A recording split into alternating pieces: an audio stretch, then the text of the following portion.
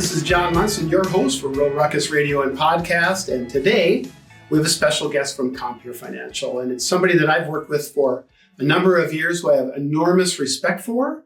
And somebody who I've had an opportunity to watch kind of come from the early stages of her career at AgStar, then Compeer, and through her career, and really forge a new kind of leadership at the organization, which I was really proud to watch, to be a part of, and to leverage in the team that I led at that time, Rural Vitality. And so her insights are especially around research and so on. And I'm going to have her tell you about herself and the leadership she brings. But Amy Schaefer, welcome today. I'm glad you are here with me. And this is going to be a lot of fun because I know research can bore listeners. I get it. I'm that kind of guy. I don't get all fired up. I don't get all ruckusy about research. But I would say that you bring something, an element about research I haven't ever seen before. And it's strategic insight. You see things others don't see in research. And so tell us a little bit about you, your career, kind of how did you get to this point and where you are? Tell us a little bit about what you actually do, your title now. Yes. So my name is Amy Schaefer, and I'm a proud resident of Lake Crystal, Minnesota, population 2,500. And I've worked for Compeer for 14 years now, which is crazy. The time just flies. And I've had a variety of different roles while I've been part of the organization. So kind of started in communication, getting to work with different business units like the Rural Vitality team at that time, and help them deliver their message, whatever that looked like. And then from there, took a role in research. And at that time, John, we weren't really doing a lot of research. Right. We were really measuring our client satisfaction in terms of their transactions. And not a lot else. We did a study on farmers just to understand our brand awareness in the market, but there really wasn't a lot beyond that we were doing to understand the market and our space in that. So over time, I was given the leadership space to kind of evolve that and recognize some opportunities and build our research practices at Compeer. So I've been kind of in this research insights space for almost a decade now, which is really crazy. And during that time, also had the opportunity to lead our marketing team too. So I led our marketing business partners who are working directly with our business units to help them deliver their messages in the market. So still leaning into the research and also supporting marketing. And then for the last 2.5 years, I've been part of our broader strategy team, leading research through the lens of strategy for Compeer. So really trying to connect our insights from the research to how we live into that in the market. So leading with the research and bringing that forward as part of our strategic planning efforts. Yeah, you've had a pretty big impact on the organization's overall perspective around research, but the element of tying strategic insight to that research is what's really, I think, been sort of a wow factor, at least in my mind, around your leadership across the organization. How is it that you have been able to sort of develop this very unique skill? I haven't seen a lot of it, anything like that across the organization before, or in other organizations for that matter. So how are you able to develop that? Where does this come from? Is this natural? I think so. I'm a question asker, and sometimes that may come across as though I'm challenging, and sometimes maybe I am challenging, but really it's from a place of curiosity and just wanting to understand how things are connected and what the implications of things might mean. So it's really something that is natural for me, John. It's not something that I work hard at. I am inquisitive. I have a lot of questions and truly just want to understand the why behind different situations or different audiences and understand what they're thinking about a particular topic is. Now, you're pretty passionate about rural as well, aren't you? I am. Where do you live? Yeah, proud resident of Lake Crystal, Minnesota. And I grew up in Lake Crystal and really took for granted the small community that I was part of. If you had asked me in high school, I probably said I was taking the first train out of there. But ended up going to MSU in Mankato. I'm living there for a few years and ultimately moving back to Lake Crystal. And it wasn't until I became a parent and had my own family that I really appreciated and understood the value of our small community. It's just amazing to see everyone rally around each other during a time of need or a time of celebration. And I just feel super grateful to be part of my community and know that there are thousands of other small communities across America that have the same culture and just are a great place to live. Yeah. So you work for an organization that's pretty dedicated to the whole concept of rural. It's part of the vision statement. It's a part of the mission statement as well, Yes. right? Yep. So it's a perfect, so you live it out really every day, right? Yes. And that, like I did, and I think like others we've had on the show, they're all rural and they all live it out every single day. And I think that's what makes this show more unique is that we talk about it from a rural perspective to rural listeners. We're not interested in the urban media narrative about rural and what they need to do and what they don't need to do. We want to talk about rural issues that we care about, that we see every single day. And it's those things like daycare. It's about housing. It's about rural infrastructure, rural healthcare. We see all of these issues, workforce, as a big part of all of that. And those are sort of the staple core issues of Main Street. Is that sort of the same in your community? Absolutely. I can think of tons of examples from our community that directly connect to the work that we're doing at Compeer. And everything from businesses on Main Street closing and how that impacts the people that I know. It impacts me and my family, to the fact that there's not housing available for other families who want to move to our community. So I can see this direct impact of critical needs in the community and those needs not being met and how that impacts the community. Yeah, exactly right. So you've taken this, we had a chance to work together and we had a question. And this question was really formed perhaps, might have been 3 years ago, I think initially. That was the first time I think we began thinking about it. But we really wanted to know, and our CEO, who was at that point Chief Financial Officer, said, let's do research. Let's start digging into rural. Let's start really finding out what's going on, what those needs are. And as we did that, we began discussing what do we need to do legislatively to bring this rural capital team to rural America. And the concept of the rural America capital team was also our CEO, Jace Wagner, at the time, his idea. And he wanted to form a partnership that really leveraged everybody interested in helping rural America. He actually testified before Congress and the Senate, and he said, let's work together. And he even challenged senators and said, you're a part of the rural America capital team. And I thought that was a really unique moment in his testimony. And I thought it was attention grabbing when he said it. It certainly grabbed my attention.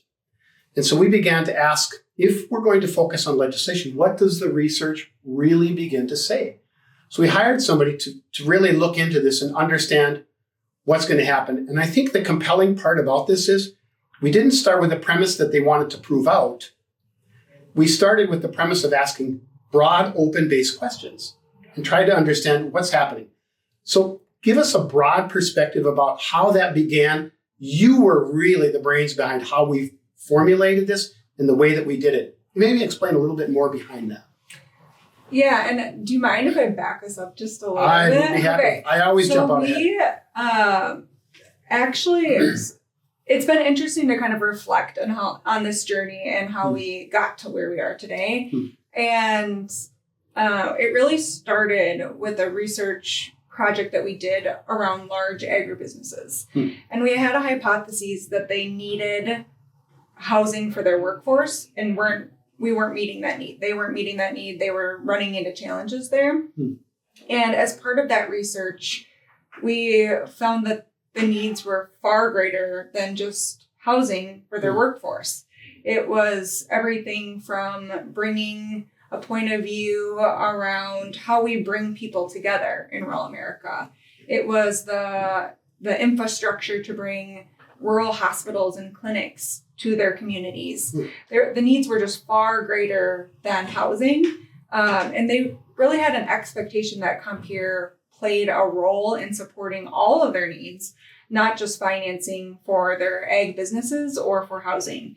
So that was really an aha moment. And I don't know if you remember that visual that we pulled together, John, but that was really interesting because we went into that with an open mind around what are your needs or what challenges are you facing? And then it was really just clear this broader picture of the needs are vast and they're not being met. So that was really kind of the starting point in my mind around bringing forward some research that built out these needs. But it wasn't quantitative, it was qualitative. So we talked to a sample of our agribusiness clients, and that was obviously their point of view.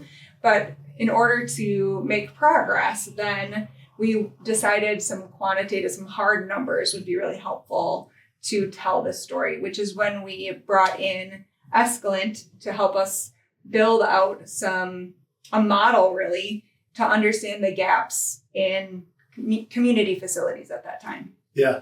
And we had some big takeaways, some big lessons learned from that. What were some of them in your mind? Yeah, from the community facilities work? Correct. Yeah, so the need is vast and growing. So it's a team sport, and the players there are not meeting the needs today, ourselves included. So it's going to take a team effort really to meet the needs of rural America around things like critical access hospitals, nursing homes, daycares, libraries, firehouse. Those are all things that every community needs, and we're not meeting those needs today in terms of the financing need. So did you also look at all about rural business? Yes. So we started really with the community facilities work and really kind of took a look at the entire nation and the needs nationally, and then drilled into rural communities from there. So built this kind of model that started with really high level numbers and then drilled down more specifically there. And then we still had some questions around things other than community facilities. So small businesses were part of that, and workforce housing was part of that as well. Yeah. So was there an overall gap that you were beginning to see? If you could sort of help us get a broad understanding of what type of total gap is there in rural America based on, if status quo is not currently meeting the need based on this research, what is this need annually and how much is it growing? Yeah. So the need for community facilities is $6 billion in rural America annually. So and that is for what specifically? For daycares, community hospitals, critical access hospitals, nursing homes, libraries, and firehouse. Assisted living included? Assisted living, yes, yeah. Thank you. Yeah. Yes. So that's a pretty specific subset of rural infrastructure specifically. And more broadly, what is that total infrastructure, which includes roads and bridges and a whole host of other things? North of 200 billion. Wow. Yes. Unbelievable. And the research is a couple years old now, so we are looking at updating that. Okay. But we know that the need is great and continuing to grow because we're not cutting it today. We really need to partner together with banks and credit unions and government funding to make sure that we're meeting these needs. So the lesson you're sharing with us is that if status quo is that only a certain number of players do this in a way that protects their own competitive perspective on serving that market alone, it's left us with this big gap. Correct. And the different approach would be to work more in full partnership with all the above, everybody, and really bringing more capital to help solve these gaps in a new way. Yes. In a way that hasn't been tried before. Correct. Yeah. Is the same true of rural businesses? How comparable is the size of the gap to rural infrastructure in terms of serving the rural business needs? Yeah, the needs for rural businesses are quite large too. So again, $200 billion in need of either partially approved or totally denied capital expenditure requests. Denied. And obviously there's a number of reasons why there, and not every single request will be approved ever. But do we feel like there's an opportunity to help fill that gap? Absolutely. Yeah. And there's a lot of reasons, I'm sure, for some of those gaps to exist. But when you bring in a number of partners who evaluate how they can bring capital in a different way than just maybe a traditional credit perspective, a more conservative approach, a more traditional approach, it really provides a whole different subset of capital to this gap in ways that others can't. So status quo, once again, not necessarily meeting the need is, again, the lesson. So that across the board is the big takeaway. You need more partners to be able to do all of this in a new way, and everybody to bring their strength to provide the capital that they can bring. So there's different kinds of capital, wouldn't you say? Yes, yeah. Absolutely. Yeah, there's equity capital. There's debt capital as well. There's grants. And we know that that's sort of under the microscope today, even in the Trump administration. So there's a lot of different needs that they continue to evolve, but we know that those partnerships are really developing as we go. So we're going to talk about that in the next show. We're going to dive into this rural infrastructure research, really targeting a little bit more on that daycare, that healthcare component, that kind of stuff. And then we'll talk a little bit more about that rural business stuff as well, and what some of those big takeaways are. And the idea here is in the podcast is after this research is shared by you, we want to bring in some other experts that talk a little bit more about what's the strategy then? How do you begin to get after bringing these partners together, build out a strategy and meet that need? So we'll talk to some other folks actually from Compeer who've been doing this. The reason that we keep focusing on Compeer, not only are you our biggest sponsor, but there's nobody in the country that's doing it like Compeer is.